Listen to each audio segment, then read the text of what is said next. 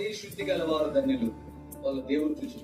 హృదయం పరిశుద్ధంగా ఉండాల, ఆలోచన పరిశుద్ధంగా ఉండాల, తలంపులు పరిశుద్ధంగా ఉండాల, నడవడిక పరిశుద్ధంగా ఉండాల, ప్రవర్తన పరిశుద్ధంగా ఉండాల, మాట తీరు, నీ నడవడిక, నీ యొక్క ఆత్మీయ జీవితం పరిశుద్ధంగా ఉండాల. లోకములు నీవు అపవిత్రంగా జీవించడానికి లేదు, అపవిత్రంగా బ్రతకడానికి లేదు, అపవిత్రమైనటువంటి ఆ ఆలోచనలతో నువ్వు మగ్గిపోయి నశించిపోవడానికి లేదు.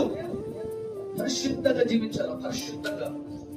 దేవుడు పరిశుద్ధుడు, ఆయన మనం కూడా పరిశుద్ధుడు. నేను పరిశుద్ధుడు కాబట్టి మీరు కూడా సమస్తమైన ప్రవర్తన లేదు, పరిశుద్ధులుగా ఉండాలా. దేవుని మందిరానికి క్రమము తప్పకుండా వచ్చే విషయంలో కూడా కాదు పరిశుద్ధత.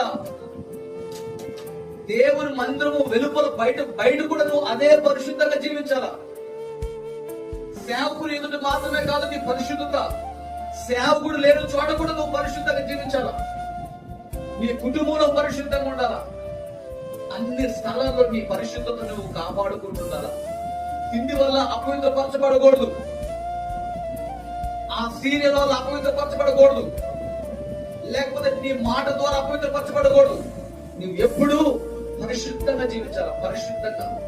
అప్పుడు నేను దేవుడు ఆయన రాకడ కొరకు నేను కొనుక్కో